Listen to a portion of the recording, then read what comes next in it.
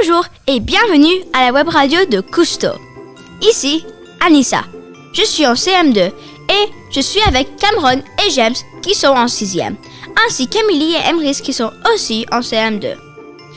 Aujourd'hui, on va vous raconter tout ce qui s'est passé à l'école depuis novembre. On vous parlera de la Première Guerre mondiale et de ce que l'école a fait pour le 11 novembre. Et on vous parlera également de la cérémonie des brevets. Enfin, Emily vous présentera les capsules de la web radio. Vous êtes prêts? C'est parti! Le 11 novembre dernier, c'était le jour du souvenir. Emrys, peux-tu nous rappeler l'histoire de la Première Guerre mondiale? Oui, Anissa. Tout d'abord, cette guerre a commencé en 1914 et s'est terminée en 1918. Elle a débuté quand le prince héritier d'Autriche-Hongrie a été assassiné en Serbie.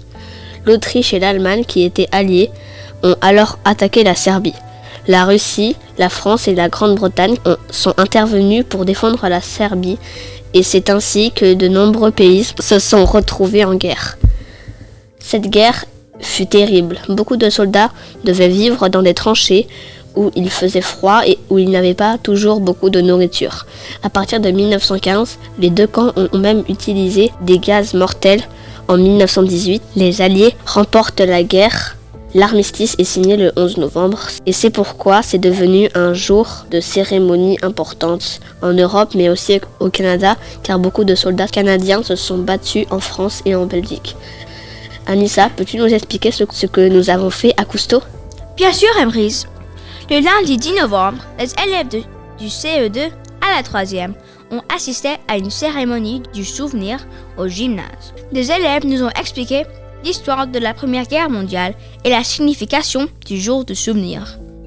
Il y a eu une vidéo nous montrant comment les coquelicots et les bleuets ont été associés à cette journée. Ensuite, on a chanté les hymnes nationaux de la France et du Canada.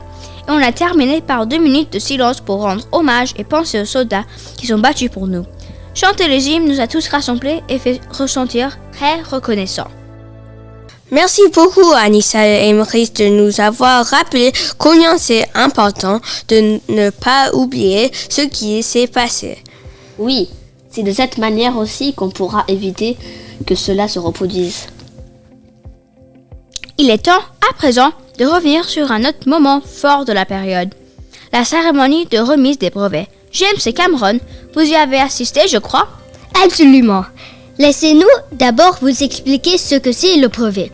Il s'agit du premier diplôme officiel du parcours d'études en France. Il s'obtient au terme d'examen que les élèves passent à la fin de la 3e. Les 7 élèves de 3e de l'an passé ont tout réussi brillamment leur examen et il était temps pour eux de recevoir leur diplôme. Raphaël, Elisabeth, Jude, Chloé, Adrien et Laura sont donc revenus à Cousteau le mardi 18 novembre, tandis que Léa, rentrée en France, s'est connectée par vidéo. Leur famille était également présente. Mais ce n'est pas tout, nous avons aussi eu l'honneur d'accueillir M. Paul Furial, ministre conseiller de l'ambassade de France au Canada, M. Raphaël Dong, le consul général, et M. Vincent Zonka, attaché culturel du consulat de France à Vancouver. Madame Dion a accueilli tout le monde et ensuite M. Furia a félicité tous les élèves diplômés et les a encouragés à toujours donner le meilleur d'eux-mêmes dans la suite de leurs études. Chaque élève est alors venu chercher son diplôme sous les applaudissements et a pu faire un petit discours de remerciement. À la fin de la cérémonie, on a pris une photo souvenir de tous les nouveaux diplômés. C'était un très beau moment et c'était chouette de pouvoir parler un peu avec les anciens élèves. Merci à tous les deux pour ce résumé. Mais il me semble qu'on ne peut pas terminer cette émission sans vous parler d'un tout nouveau projet réalisé par la web radio. N'est-ce pas, Emily? En effet, Anissa, je vais vous parler d'une toute nouvelle émission animée par le club de la web radio, les capsules. Laissez-moi vous expliquer. Une capsule est une petite émission de web radio qui ne porte que sur un seul sujet et qui s'adresse directement aux élèves de l'école. D'une durée très courte, entre 2 et 3 minutes. Chaque capsule est directement diffusée en classe. Ça veut dire qu'on ne la trouvera pas sur la chaîne YouTube? Exactement, sauf si son sujet s'adresse à un public plus large. La capsule permet aux élèves d'être informés d'actions ou d'activités qui se passent au même moment à l'école. Par exemple, Emrys a fait une capsule lors du sondage sur le bien-être pour expliquer aux élèves son objectif et comment bien répondre aux questions. Et Anissa en a fait une autre pour les inscriptions des jeunes entrepreneurs au marché d'hiver. Nous avons couvert les élections qui se déroulaient au collège dans le cadre du cours de Social Studies avec Monsieur Morales. Ainsi que les inscriptions pour le talent show et le concours de maison en pain d'épices. Et moi, j'ai présenté les différentes actions de la Green Team. C'est super chouette de pouvoir s'adresser directement aux élèves et d'être écouté dans toutes les classes. Oui, c'est vrai. Et ça nous permet aussi de faire de plus grands enregistrements.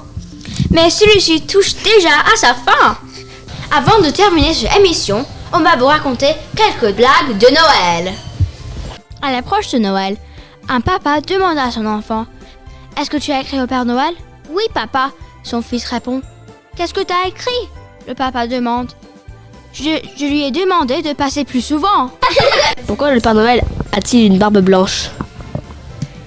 Pour se différencier du sapeur rouge. Comment appelle-t-on un chat tombé dans un pot de peinture de Jordan? Un chapin de Noël. Merci pour ce moment d'humour, mes amis. Merci beaucoup de nous avoir écoutés.